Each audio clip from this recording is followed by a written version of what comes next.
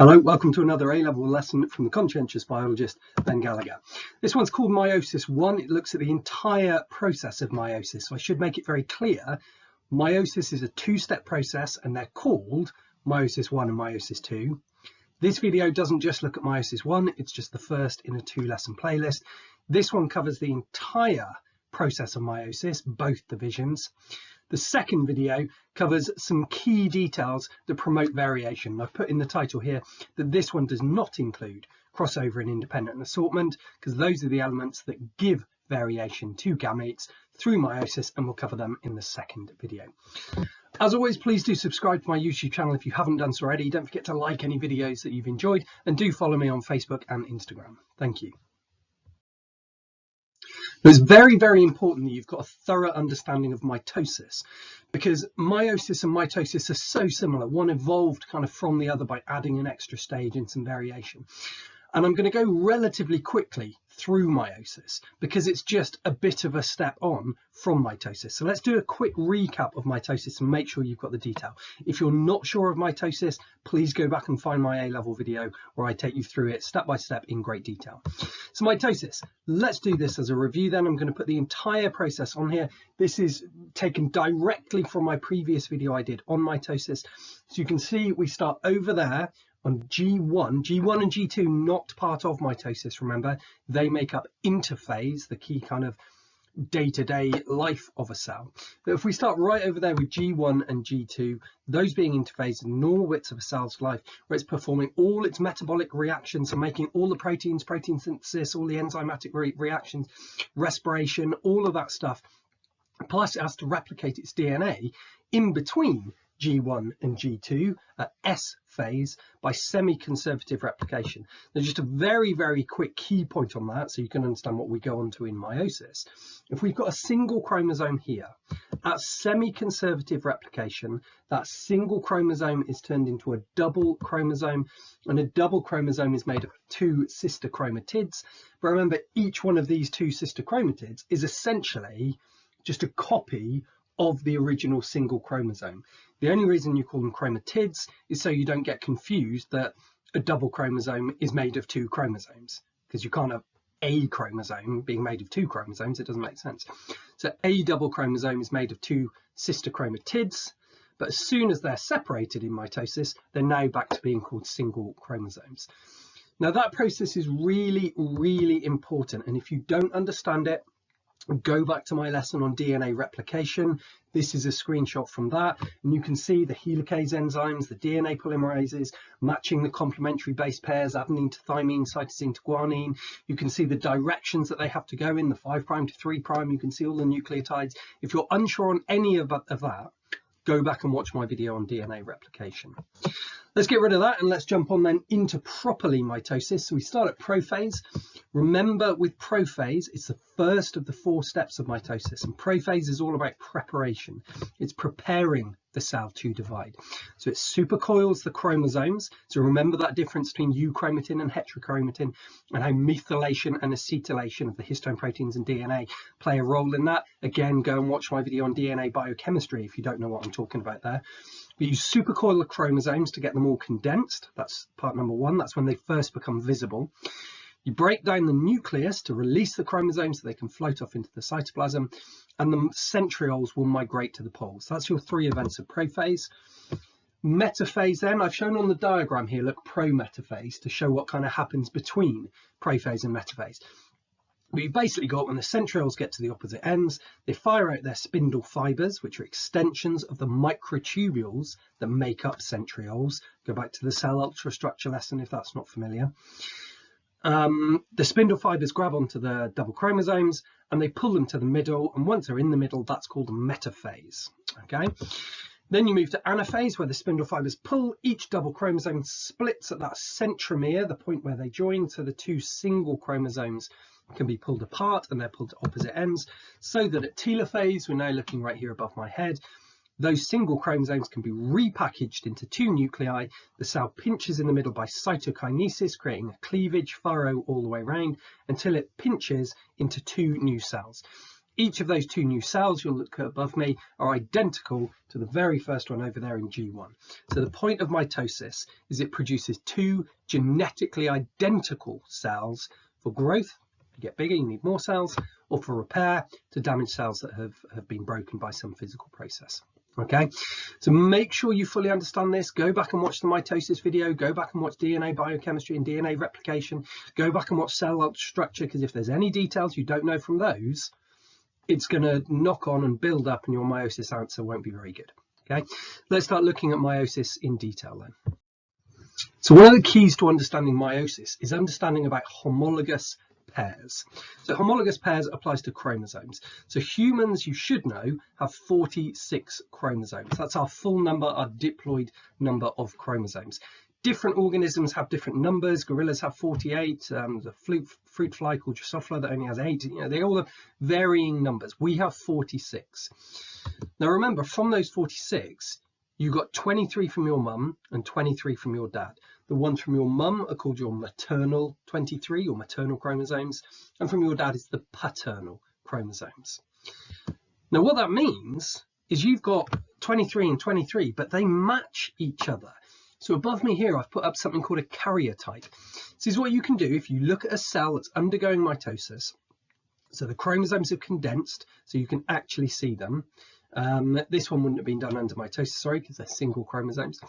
But if you can see the chromosomes, you can literally take a photo, print it out. That's what I had to do years ago when I was teaching this.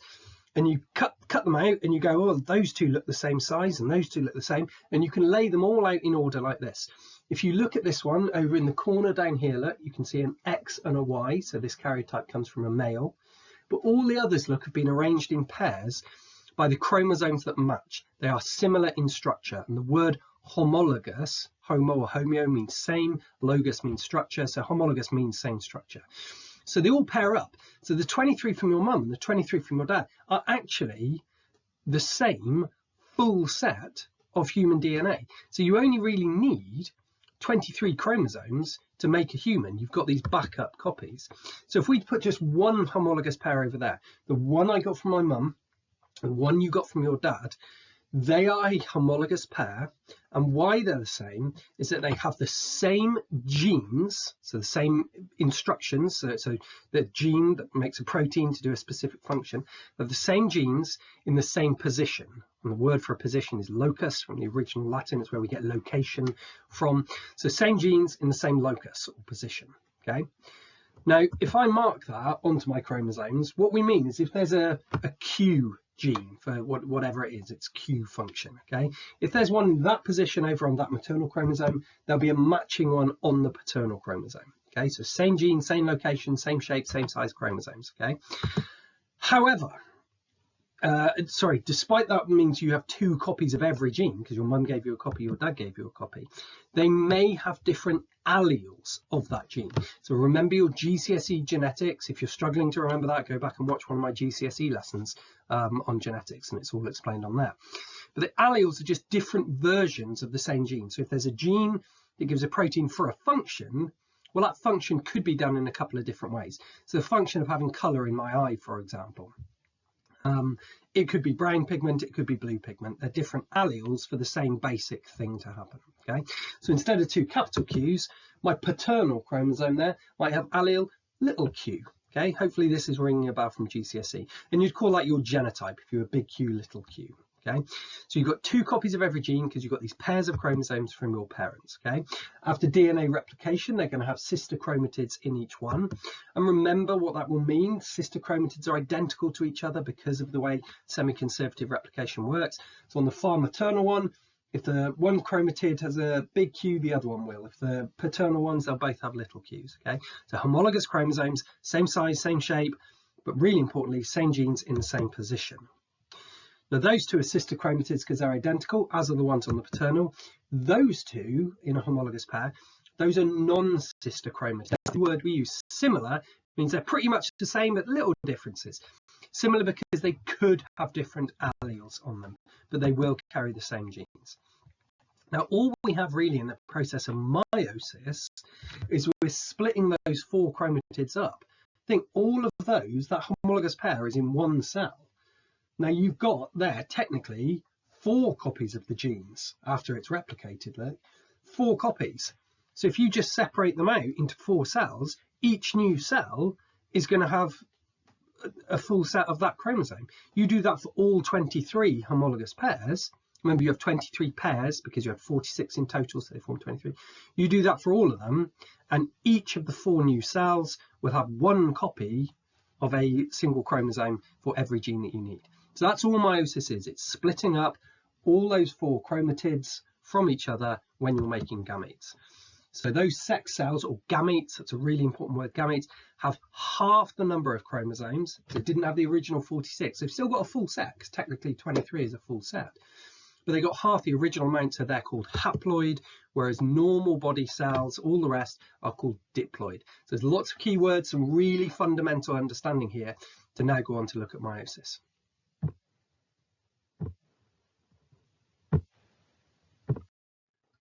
Right, I'm going to go reasonably fast because it's so similar to mitosis. So meiosis 1, which is the first division. Remember I said on the very first opening slide, meiosis is 2 divisions. But the first division, so here's my cell. I'm going to start off here. If this is the cell in G2, so to come into prophase, the DNA is going to condense, so those chromosomes become visible.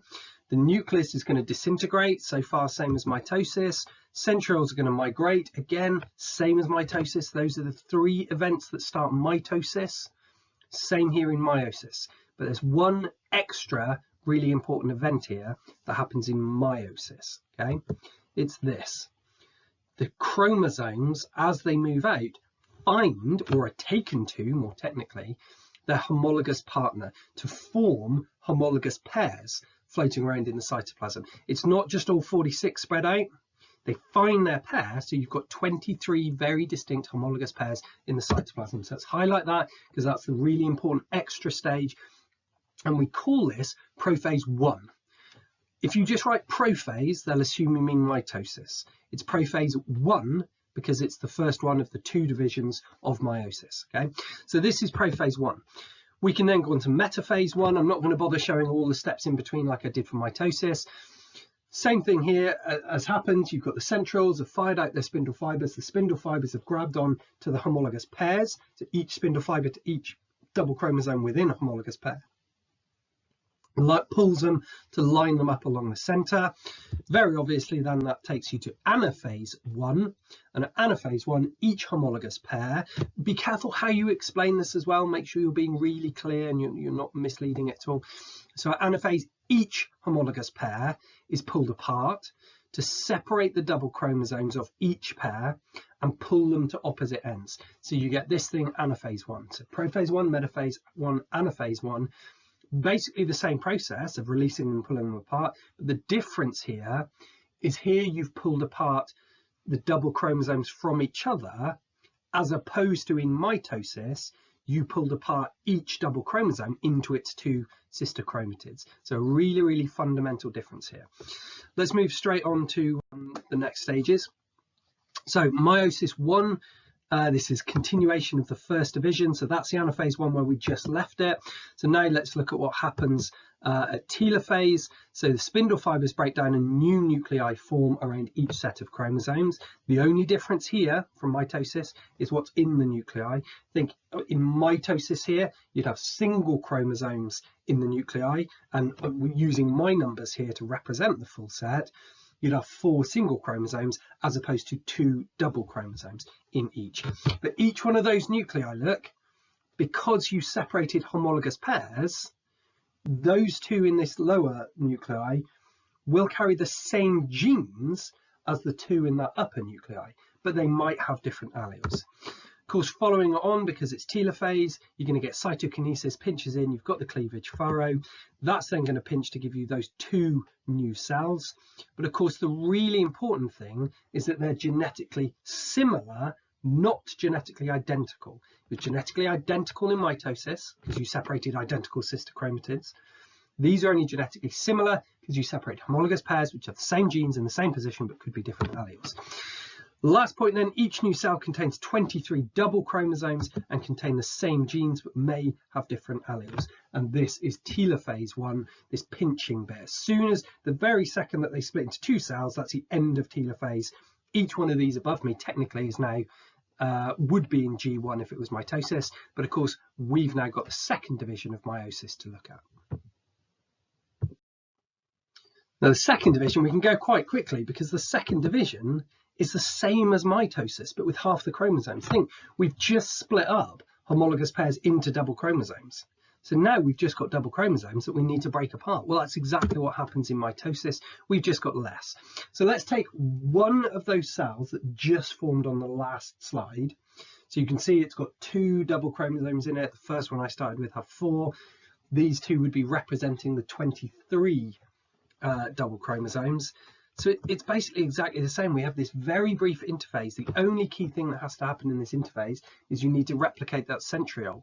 Just think, when we split last time, there was a centriole in each cell. The only real key thing is we need a new centriole ready to allow our second division. Prophase, same thing, nucleus disintegrates. The new centrioles start to migrate to opposite ends, taking you to metaphase 2, where they're pulled to the middle. Anaphase 2, they're going to be pulled apart, but this time it's double chromosomes being pulled apart, split at the centromere to pull the 2 sister chromatids apart to pull to opposite ends. Telophase, then we've repackaging them in a nucleus, cytokinesis, cleavage furrow, all that stuff, 2 new cells. Look at those new cells that have just formed though, okay, these ones up above my head. Those 2 cells now contain only single chromosomes, and they contain, in my diagram, 2 single chromosomes. Think back to my original cell, had 4 single chromosomes, which doubled into 4 double chromosomes at semi-conservative replication, then we split them down. So effectively, these 2 are half of what I originally started with. Now remember, I only put 1 cell over there from the last slide.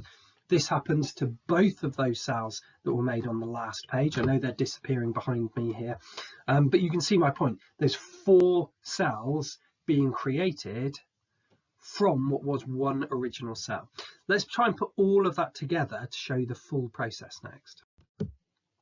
Okay, so if I try and put all of it up, look, I've screenshotted my various things and arranged it all. That now is everything I've just talked you through. Going right over from the far side over there with the G1 that was exactly the same as you saw in mitosis. G1, look at the nuclei in there. You've got 4 single chromosomes. You then go through S phase to G2. Then you can start meiosis, and you have your prophase 1, metaphase 1, anaphase 1, telophase 1. That very brief interphase to give you a new centriole. Prophase 2, metaphase 2, anaphase 2, telophase 2, ending up here with your 4 non-identical cells, because remember, you've separated out the chromatids, so they could all contain different alleles, different combinations, but each one of those is going to contain 23 single chromosomes, which is exactly half of the 46 single chromosomes that we started with over there. I'm not putting any writing on this slide, because what I suggest you do is screenshot this, print it out, and then write your own notes in this space describing the full process and what happens. Okay, so screenshot that if you need to, so that you can use that in your notes. Right, there's 2 more things that I want to show you that are going to help you to revise, hopefully help you to remember the numbers. The first one, quite straightforward. We're going to do a basic summary here looking at the numbers, and then we're going to do something that I developed about 10 years ago that seems to have really helped students when I've been teaching this. So first off, let's look at the meiosis summary, but looking specifically at the chromosome number and type for human cells. So if we start off with meiosis, that first cell, so this is the G1, had 46 single chromosomes. Remember, G1 is part of interphase, not meiosis, okay? That then does semi-conservative replication to give you a larger cell, twice the size, with 46 double chromosomes, but it's still 46. After meiosis 1, you produce 2 cells. Just think to yourself before I put it up, what would the chromosomes be in there? What number and what type? Pause it if you need a second to think. Okay, so those should have 23 double chromosomes, because the 46 doubles formed 23 homologous pairs, and then you separated the doubles in the pairs, so 23 double chromosomes went into each. So that in meiosis 2, you effectively did the same as mitosis to break the double chromosomes back into singles. So the new cells at the end should only contain 23 single chromosomes. Now, if we contrast that with mitosis, the start is exactly the same, 46 single to 46 double, it's still the same process of interphase. But in mitosis, it's just that one round of division to give you exactly the same as you started with. There's no genetic diversity created here. Key thing that's going on here as well, mitosis is a cycle. So each one of those new cells is exactly the same as the one at the top. So they're just going to, they started like that, they doubled in size, replicated their DNA, pinch 2 new cells. Each one of those is going to do exactly the same, just goes round and round and round. Whereas meiosis is a linear process. We got to that stage of those end cells. Those don't divide any further, but what they do need to do is mature into their final gametes. So if they're going to be sperm, they need to pack themselves up with glucose and glycogen as an energy reserve, increase their mitochondrial numbers, grow the tail that's going to help them to swim, build the acrosome, all of those kind of things. If they're egg cells, then they only mature kind of 1 a month after puberty, but that just means they get much, much bigger, pile loads and loads and loads of nutrients into them because they've got to survive off their nutrients on their journey down the fallopian tube before they can implant and start getting their nutrients from the mother's blood. So maturation is something we cover in a totally different lesson. But this one here, this is a cycle. That's a linear process. So screenshot this because these are really important numbers. And then one more key thing to help you remember it. So what we're going to do is a comparison of metaphases. So I'm going to put 3 metaphases up here because there's 3 that you've learnt about. You've got metaphase, which is of course of mitosis. If it doesn't have a number, you're just talking about of mitosis. And then you've got the 2 from meiosis, metaphase 1 and metaphase 2. So let's compare the 3. What I'm going to do, I'm going to put a block over in that first one. That block, that purple block, is to represent the chromosomes or the DNA that you would see across the middle of the cell at metaphase. I'm not drawing all the individual chromosomes because you can't always see them if you're looking through a microscope. It's just kind of a mass of DNA. But if you look at what I've got over there, you should be able to appreciate that that block of DNA is going to be 46 chromosomes long because all 46 line up, but it's a single line of double chromosomes. So it's only 1 chromosome wide, 1 double chromosome wide, but 46 long. Okay. So think about it. If you were going to draw a block inside the metaphase 1 cell, how would it differ? In fact, I suggest pause the video and have a think about what you'll draw in both of these cells. Pause it and then I'll carry on. I'm going to assume you did that, so I'm carrying on. So metaphase 1, what you should have thought is that it's going to be only 23 chromosomes long, so half the length of that one, because you don't have 46 chromosomes now.